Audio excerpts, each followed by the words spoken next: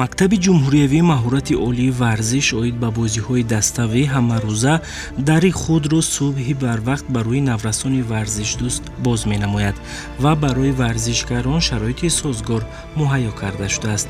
Даста яккачини синну соли 12-солаҳоро мо ҳангоми машқу тамрин аз намуди варзиши рақами якум дар майдончаи сунъии тозаву зебо ва барҳавои мактаби ҷумҳуриявии маҳорати олии варзиш оид ба бозиҳои dastavӣ дарёфтем. варзишгарони навраси соли таваллуди 2010 бо шавқу ҳаваси зиёд ва муҳаббати беандоза ба варзишу солимӣ ба омӯзиш машғул буданд. Ба онҳо мураббӣ Носир Ҳомидов роҳ усулҳои бозии футболро меомӯзонад. боиси таъкид аст ки ин намуди варзиш барои ҳамаи дилбохтагон ҷолибу зебо ва рангин аст. фаъолияти варзишгари варзишгарони ин гурӯҳро 2 сол пур мекунад, яъне ин наврасон аллакай вобаста ба сину сол таҷрибаи кофии футболбозӣ доранд ва то ҳанӯз ба мукаммал намудани дараҷаи касбияти худ ва омӯзиши пайдарпай машғул гардида дар мусобиқаҳои зиёд иштирок карданд, чунки ширкати эшон дар мусобиқаҳо дар шакли dastavӣ сурат мегирад.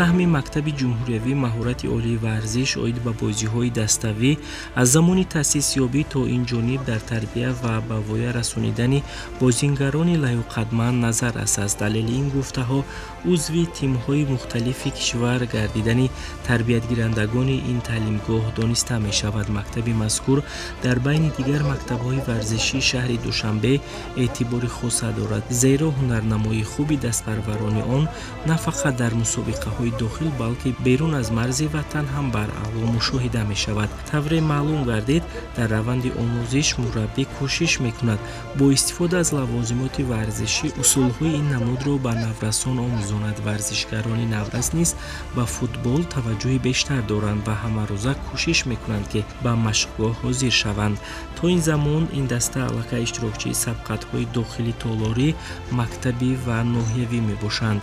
тибқи иттилоъ пайваста дар мусобиқаҳо ин даста бо талоши зиёд мақомҳои якуму дуюмро дар сину соли худ соҳиб мешавад.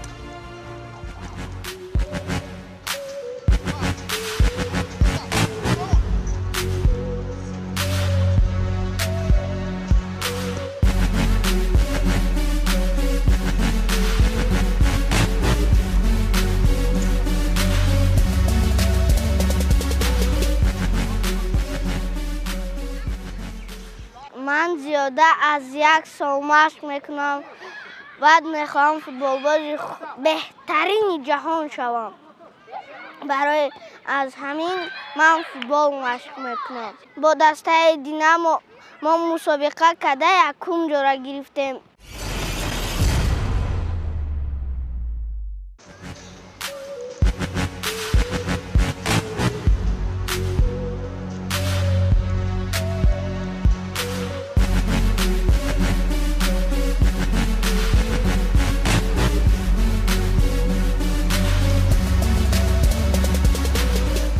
гуфтам ба маврид аст ки ба истиқболи 30-солагии ҷашни иҷлосияи 16-уми шӯрои олии ҷумҳурии Тоҷикистон ва 31-мин солгарди истиқлолияти давлатӣ майдончаҳои варзиш замонавӣ гардиданд ва аз шароити мусоид наврасон пурсамар истифода мебаранд. дар ин гурӯҳ наврасон бо таваҷҷӯҳи зиёд тамрину омӯзиш мегиранд. дар як ҳафта 3 рӯз тамрини наврасон сурат гирифтааст. дар рӯзи чорум ҷиҳати санҷиши маҳорат бозиҳои dastavии рафиқона сурат мегирад. мураббӣ Носир Ҳомидов дар баробари ин даста боз дар 2 гурӯҳи дигар ба дӯстдорони футбол омӯзиш медиҳад, лекин аз муносибату таваҷҷӯҳ ва натиҷаи варзишгарони ин гурӯҳ қаноатманд аст.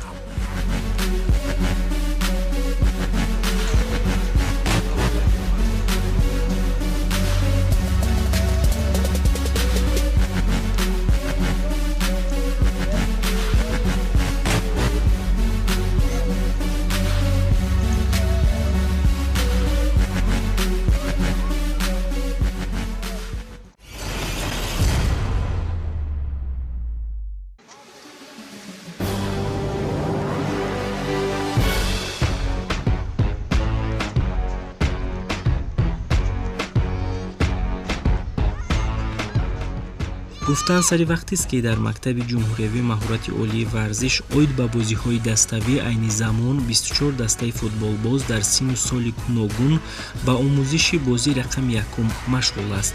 бозингарони ин дастаҳо пайваста дар мусобиқаҳои варзишӣ иштироки фаъол менамоянд. айни замон онҳо барои мусобиқае ки миёни дастпарварони мактабҳои варзишии пойтахт дар назар аст омодагӣ гирифта истоданд. ба хотири музаффарият ба даст овардани ин наврасон мураббӣ бо онҳо тамринҳои худро ҷоноб намудааст то муҳри ғолибиятро ба худ насиб донанд.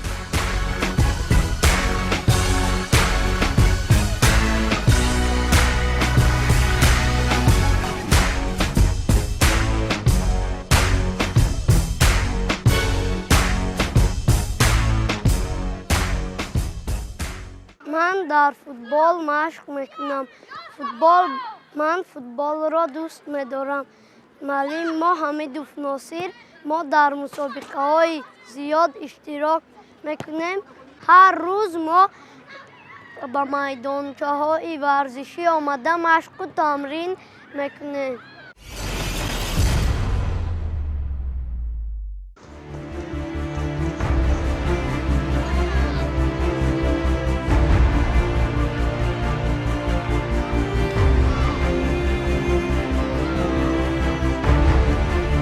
дар суҳбат бо наврасон маълум гардид ки ин бозингарони наврас варзишу солимиро маҳаки асосии зиндагии худ медонанд.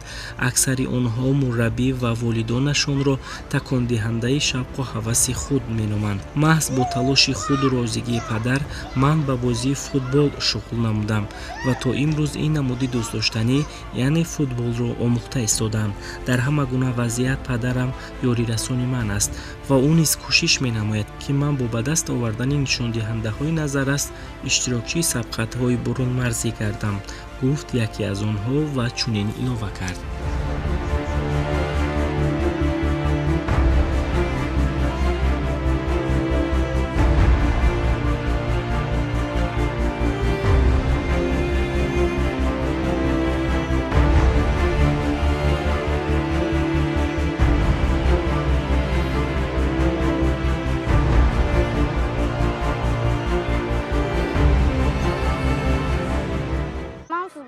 دوست می‌دارم. پدرم من رو همه روزه به اینجا می‌آورد. ما کوشش می‌کنیم که در مسابقه ها غالب آییم. میدانچه ما شرایط خوب دارد. ما در اینجا بچه‌ها بازی کرده بهره می‌برند. ما کوشش می‌کنیم که بسیارتر مشق کرده در مسابقه ها غالب آییم. من به همسالانم توصیه می‌دهم که در اینجا آمده مشق کنند برای آنکه ورزش گروی سلامتی است.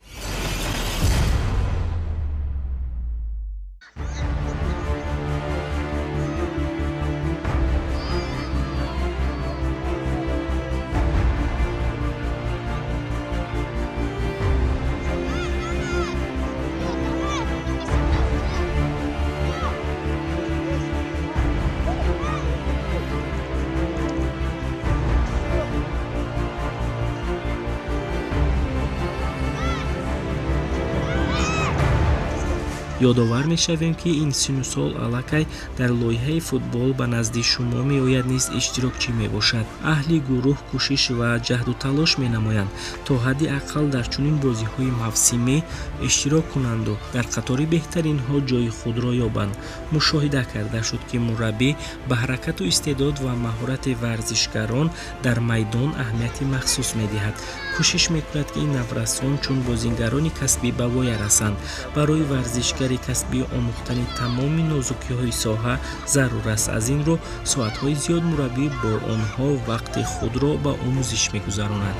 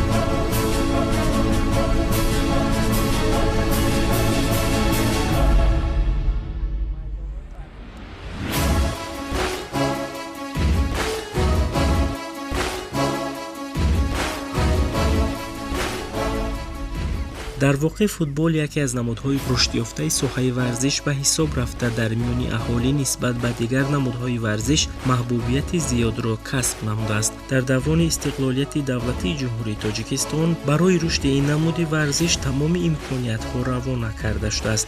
боиси қайд аст ки аз ҷониби ҳукумати кишвар қабули барномаи рушди футбол дар ҷумҳурии Тоҷикистон барои солҳои 2017-2021 ки дар таҳрири нав таҳия ва тасдиқ гардида буд метавонад дар баланд бардоштани мақоми футболи тоҷикбоз ҳам нақши муассир гузорад, зеро дар доираи ин барнома муҳайё сохтани шароит барои машғул шудан ба футбол ба талаботҳои байналмилалӣ мутобиқ гардонидани иншооти марбути соҳа, пайдо намудани истеъдодҳои нав дар байни наврасону ҷавонон, гузоштани замина барои рушди футболи касбӣ ва мукаммалгардонии фаъолияти мураббиёну доварони ин намуди варзиш дар назар дошта шуда буд. мавриди зикр аст ки футболбозони навраси мо дар соҳаи варзиши тоҷик сафҳаи навро боз карданд. ин навигарӣ маҳз дар даврони истиқлолият ба вуқӯъ пайваст. албатта сухан дар мавзӯи бозиҳои қаҳрамони осиё меравад ки дастаи якачини наврасони тоҷик ба сафи ҷоизадорон шомил шуда ба ин васила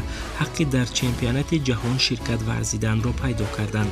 умед аст ки ин дастаи наврасон ки дар аввали роҳанду омӯзишро пешаи худ намуданд, бо тамринҳои мунтазам ҳамчун футболбозони касбӣ ба воя мерасанд ва дар рушди ин нави варзиш саҳмгузорӣ менамоянд. зеро футболбозони машҳур ва соҳибмактаб низ маҳз аз чунин майдонҳо фаъолияташонро оғоз намуда бо тамринҳои пайдарпай натиҷаи дилхоҳро ба даст оварданд.